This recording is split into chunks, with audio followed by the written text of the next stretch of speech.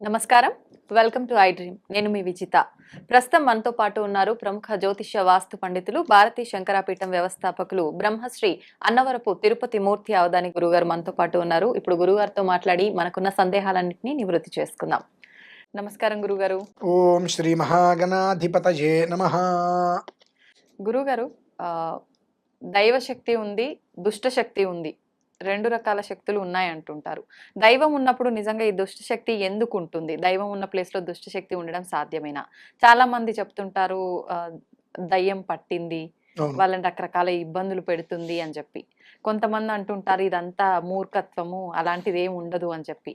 ఇదంతా అసలు నిజంగా దైవశక్తి ఉందంటారా? దుష్టశక్తి ఉందంటారా? ఏం చెప్తారు అసలు దాని గురించి మీరు? తప్పకుండా అమ్మా.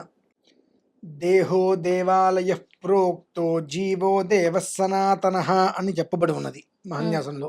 హ్మ్. మనము మన దేహంలో ఉండేటువంటి భగవంతుని మనం చూడలేం. హ్మ్. విగ్రహ రూపంలో ఉన్న దేవుణ్ణి చూసి నమ్మలేం. హ్మ్. ఇక దుష్టశక్తి లేదని అంటూ ఉంటాం. అంటాము. హ్మ్.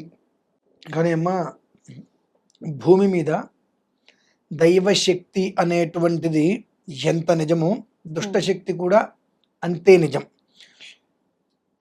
మాంత్రికులు, తాంత్రికులు అంటూ ఉంటారు. అవును. ఈ తంత్ర ప్రయోగాలు చేసేవారు, తాంత్రికులందరూ కూడా ఆ దుష్టశక్తిని ప్రేరేపణ చేస్తూ ఉంటారు. హ్మ్. దుష్టశక్తులు అంటే అందులో మళ్ళీ కొంతమంది ఖాళీ ఉపదేశం చేసుకొని చేస్తుంటే అది కాదు, అది దుష్ట కాదమ్మా. హ్మ్. తాంత్రికంలో అదొక మళ్ళీ విధానం. తాంత్రికంలో క్షుద్ర విధానం వేరు మళ్ళీ. ఓకే.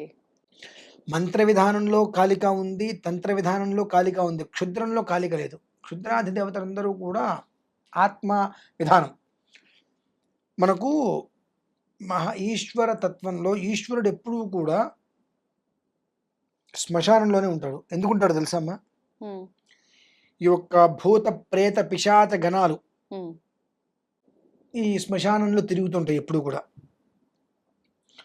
ఈశ్వరుడికి చక్కగా కైలాసగిరి, కైలాస పర్వతం, భార్య, పిల్లలు అంతా ఉండి కూడా అహర్నిశలు ఈశ్వర అని చెప్పి ధ్యానం చేసేటువంటి భక్తుల కోసం అని చెప్పి చితిమంటల మధ్యన నాట్యం ఆడుతూ ఉంటాడమ్మ ఆయన. హ్మ్. ఎందువల్ల నాట్యం ఆడుతూ ఉంటాడంటే ఈ భూతగణాలన్నీ కూడా శ్మశానంలో ఉంటాయి. హ్మ్. ఈశ్వరుడు అక్కడ నాట్యం ఆడటం వలన ఈ భూతాది గణాలన్నీ కూడా, భూత ప్రేత పిశాచ బద్ధ బ్రహ్మ రాక్షస గణాలన్నీ కూడా ఆ ఈశ్వరుడు చేసేటువంటి నృత్యాన్ని కళ్ళప్పగిచ్చి చూస్తూ అవి ఏ పని చెయ్యాలో అవి మర్చిపోతాయి.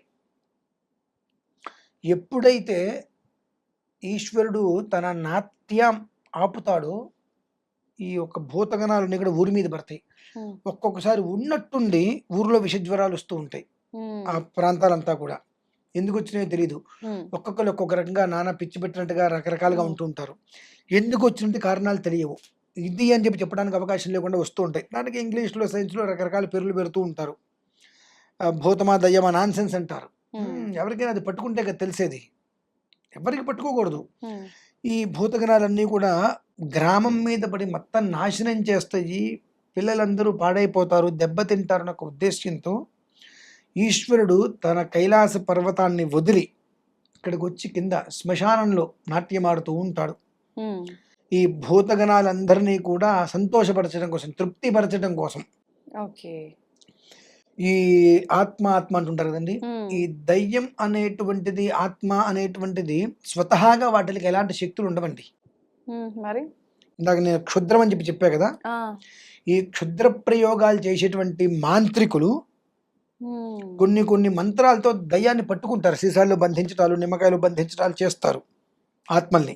ఓకే. ఆ బంధించినప్పుడు వీళ్ళు ఏం చెప్తే అది చేస్తాయి అవి. ఓహ్!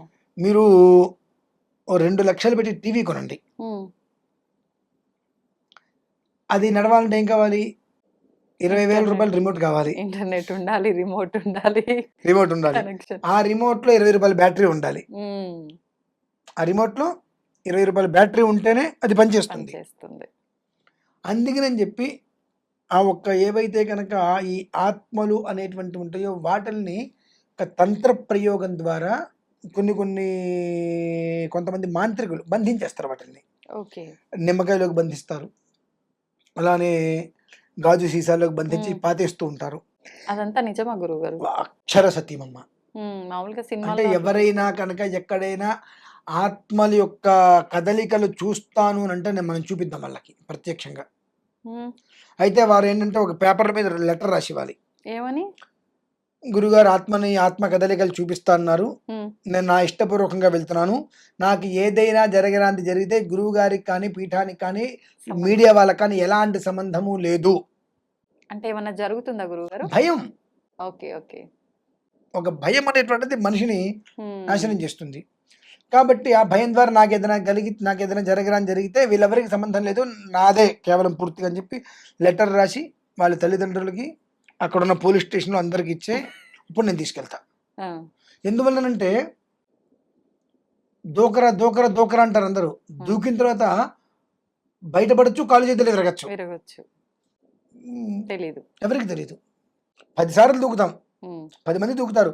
11 వాడు భయంతో దూకితే వాడి కాళ్ళు ఇరుగుతాయి. అవును. 10 మందికి విరగనగా వాడికి ఇరుగుతుంది. కానీ ఇక్కడ చూసేవాళ్ళంటారు వాడు దూకమన్నాడు కాబట్టి వీడు దూకాడంటారు. హ్మ్. అవునవును. 10 మందిని వాడే దూకమన్నాడు. 10 మందికి ఏం కాలేదు. వీడికి ఏదైనా అయిందంటే వీడు తేడాగా దూకాడని ఎవరు అనరు. అనరు. మంచి జరిగితే ఏముండదు గానీ, చెడు జరిగితే ఖచ్చితంగా తప్పులెత్తుతారు. కాబట్టి ఆ కదలికలు మనం చూపించొచ్చండి. హ్మ్. దాని యొక్క ప్రభావం వల్ల ఆ నిమ్మకాయలు కూడా ఆ మంత్రశక్తిలో మధ్యలో పెట్టి అంటే గాల్లోకి లేస్తాయి అవి. హ్మ్. ఇవి చాలా ఉన్నాయమ్మా ఇట్లా. హుహుహు. అటువంటి ప్రభావాలతోటి ఆత్మల్ని పట్టుకుంటారు. హ్మ్. ఆత్మల్ని పట్టుకొని ఈ క్షుద్ర మాంత్రికుల దగ్గరికి కొంతమంది వెళ్తూ ఉంటారు. ఈ చేతబడులు ఇటువంటి ప్రయోగాలు చేయించడం కోసం చెప్పి ఎవరి మీద కోపం ఉంటే. హ్మ్. వాళ్ళు అడిగినప్పుడు వాళ్ళు దానికేదో తీసుకొని ఈ ఆత్మల్ని ఎవరి శరీరంలోకైతే పంపించాలో వారి శరీరం ఫోటో తీసుకొని కొన్ని ప్రయోగాలు చేసినప్పుడు ఓ ఆత్మ వాళ్ళని ఆపాదిస్తుందమ్మా. హ్మ్. ఆత్మ వాళ్ళని ఆపాదిస్తుంది. ఓకే. ఆత్మ వారి శరీరంలోకి వచ్చినప్పుడు వారు పడేటువంటి నరకం హ్మ్. అంతా ఇంత కదమ్మా అసలు. ఓకే. కొంతమంది ఆ నరకం అనుభవించడం కన్నా వాడు చనిపోతే బాగుండనుకుంటారు. అటువంటి చాలా ఘోరమైన నరకం అనుభవిస్తారు. మానసిక ఆవేదన. హ్మ్. అది బయటికెళ్ళినప్పుడు మళ్ళీ ఏం తెలియనట్టుగానే ఉంటారు. అది లోపలికొచ్చినప్పుడు మాత్రం చాలా విచిత్రంగా ప్రవర్తిస్తూ ఉంటారు. అది దాని యొక్క ప్రభావం. హ్మ్. ఇలానే కొన్ని ఆత్మలు ఈ మనిషికి కొన్ని కోరికలుంటాయండి. హ్మ్. ప్రతి మనిషికి కూడా. ఆ కోరిక తీరకుండా చనిపోతారు. హ్మ్. బలవన్మరణం. అంటే ఓకే. ఆత్మహత్యలు చేసుకోవటం లాంటివి. ఈ జరిగినప్పుడు వాళ్ళ ఆత్మలనేటువంటిది రూపాంతరంగా చెంది ఆహ్, తను ఎవరి ద్వారా అయితే ఇబ్బంది పడుతున్నారో వాళ్ళని ఇబ్బంది పెడుతుంటాయి. హ్మ్. అంటే స్వతసిద్ధంగా చనిపోయినటువంటి ఆత్మలనేమో వీళ్ళు పట్టుకుంటారు. హ్మ్. హ్మ్. ఈ యొక్క కోరికలు తీరక చనిపోతాయి. అలానే కొంతమంది చనిపోక ముందే వాళ్ళని పూడ్చిపెట్టేస్తూ ఇచ్చేస్తూ ఉంటారు. ఇటువంటి పూర్వకాలంలో మనకు జరుగుతుంటాయి. ఉండేవి. చాలా హ్మ్. విన్నాం. హ్మ్. అటువంటివన్నీ కూడా ఆ శరీరంలోంచి బయటపడ్డ ఆత్మ హ్మ్. రూపాంతరంగా చెంది ఎవరి వల్లనైతే వీళ్ళు ఇబ్బంది పెట్టారో వాళ్ళ వంశాన్ని నాశనం ఏదో చేస్తుంది. ఒక రకంగా ఇబ్బందులు పెడుతుంటుంది. ఒక పొగ రూపంలో హ్మ్. ఇలా తిరుగుతూ వెనక మన నడుస్తూ వస్తున్నట్టుగా కనిపించకుండా పొగ రూపంలో హ్మ్. ఎవరో తలుపులు కొడుతున్నట్టుగా, పిలుస్తున్నట్టుగా రకరకాలుగా అది ఆ మనిషిని మెంటల్‌గా టార్చర్ చేస్తూ ఉంటుందది. హ్మ్. అంటే స్వయంకృతం ఒకటి, పరకృతం ఒకటి. ఓకే. ఈ పరకృతంతో ఒక రకమైన ప్రమాదం. హ్మ్. స్వయంకృతంతో మరొక రకమైన ప్రమాదం. ఈ పరకృతం అనేటువంటిదంటే ఆత్మని బంధించి దాన్ని ఒక మనిషిలోకి ప్రవేశింపజేసినప్పుడు అది లోపల ఉన్నంత సేపు మనిషి విచిత్రంగా ప్రవర్తిస్తూ ఉంటాడు. అదే స్వయంకృతంగా ఎప్పుడైతే గనక ఒక మనిషి చేసేటువంటి హింసలకి తట్టుకోలేక బలవన్మరణాలు గాని, చంపేయటం గాని, చంపబడటం గాని చేస్తారో హ్మ్. అటువంటి శరీరం నుంచి బయటకొచ్చిన ఆత్మ రూపాంతరం చెంది, ఆ మనిషిని పెట్టేటువంటి భయాలకి నే అతను పిరికివాడిగా మారిపోయి, భయగ్రస్తుడైపోయి నేను చనిపోవాలి అనేటువంటిది ఆలోచన. హ్మ్. ఈ 2 రకాల ప్రమాదాలుగా అవి దారికి గురితీస్తుంటాయమ్మా. వీటిల్లోంచి మళ్ళీ కాపాడటానికే భగవంతుడిని మనం ఆరాధన చేస్తూ ఉంటాం. ఒక్కొక్క ఓకే. విధంలో ఒక్కొక్క విధానాన్ని అంటే ఆ మనిషి కళ్ళు చూసినప్పుడు అతను ఎలాంటి భయగ్రస్తుడు, ఎలాంటి విధానంలో అతను భయపడుతున్నాడు అనేటువంటి విషయం కళ్ళలో తెలుస్తుందండి. హ్మ్. అతనితో మనం 2 నిమిషాలు మాట్లాడుతుంటే, అతను మాట్లాడేటప్పుడు అతని నాలిక ఎటు తిరుగుతుంది, పళ్ళు హ్మ్. ఎలా ఉన్నాయి, చెవులు ఎట్లా ఉన్నాయి, హ్మ్. అంటే మాట్లాడేటువంటి మనిషితో ఎదురుగుండా మాట్లాడుతున్నప్పుడు అతను చూసే చూపు నుంచి, నించునే కాలు నుంచి అన్నీ గమనిస్తాం. ఆ గమనించినప్పుడు అతను మాట్లాడే విధానం, కళ్ళు తిరిగి తిప్పే విధానం ఇవన్నీ గమనించి ఆహా! అంటే ఏ విధానాన్ని అనుసరించి ఇబ్బంది ఇతను పడుతున్నాడు. హ్మ్. కొంతమంది ఫోటోస్ చూసి కూడా ఆ కళ్ళు ఫోటో చూసినప్పుడు కొన్ని మాకు తెలిసిపోయినప్పుడు అవతల వాళ్ళని అడుగుతాం. ఇలా ఉన్నారా? ఇలా ఉన్నారా? అని చెప్పి. దానికి హుహు. అవతల వాళ్ళు చెప్పే సమాధానాన్ని అనుసరించి ఓకే. ఏ విధానమైనటువంటి ఇబ్బంది ఇతను అనుభవిస్తున్నాడు. హ్మ్. దానికి తగ్గ సొల్యూషన్ ఏంటి? పరిహారం అనేటువంటి విధానాన్ని అనుసరిస్తుంటామండి. ఓకే. ఖచ్చితంగా మనం ఏదో అనుకుంటాం కానియండి, దైవశక్తి అనేటువంటిది ఎంత నిజమో, హ్మ్. దుష్టశక్తి అనేటువంటిది అంతే నిజం. ఓకే. నిరంతరము కూడా రాక్షసులు, దేవతలకు యుద్ధం జరుగుతూనే ఉంటుంది. హ్మ్. నిరంతరం యుద్ధం జరుగుతూనే ఉంటుంది. ఎండ్ ఆఫ్ డే గెలిచేది భగవంతుడే. హ్మ్. కానీ ఈ విషయం తెలిసిలోపు చాలామంది ఆత్మహత్య చేసుకుంటారు. కొంతమంది పిచ్చివాడికి ముద్ర వేసి హాస్పిటల్‌లో పడేస్తారు. హ్మ్. మెంటల్ హాస్పిటల్, పిచ్చి హాస్పిటల్‌లో అవునవును. కొంత పిచ్చివాడికి ముద్ర వేస్తారు. అంటే ఒక్కొక్క క్షణం ఒక్కొక్క రకంగా ప్రవర్తిస్తూ ఉంటారు. వీడికి పిచ్చెక్కిందిరా అంటారు. అవును. అసలు ఏమిటి? ఎందుకు ఇలా ప్రవర్తిస్తున్నాడనే విషయం కూడా ఎవరికీ తెలీదు. చాలా ఒక కాగితాన్ని ఇలా నడిపేస్తే ఎలా అయిపోతుంటుందో, ఆ మనిషి తత్వం అలా అయిపోతుంది. మంచి దిట్టంగా ఇలా ఉన్న మనిషి కూడా హ్మ్. తెలియకుండా సన్నగా పీలగా హుహుహు. లోపల రక్తం మొత్తం హీనతయిపోతుంది. శరీరం మొత్తం కుచించుకుపోతుంది. ఎన్ని హాస్పిటల్‌కి తిరిగినా హ్మ్.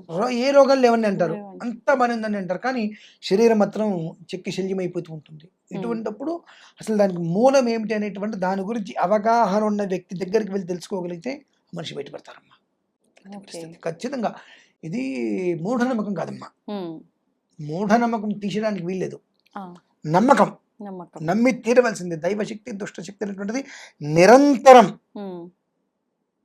వాటి యొక్క ప్రయోగాలు వాటి చేస్తూనే ఉంటారు. ఒకదానికొకటి వృద్ధి చెందాలని ఒక ఉద్దేశంతో. ఒకటేమో బాగుండాలి, ఒకటేమో మొత్తం చెడగొట్టాలి. హ్మ్. ఒకటేమో మనది, ఒకటేమో నాది అనే స్వార్థం. హ్మ్. ఒకటి మనది అనేటువంటి పరమార్థం. ఈ 2 ఎప్పుడూ కూడా ఫైట్ చేస్తారు. వృద్ధి చెందిస్తూనే ఉంటారు. ఓకే.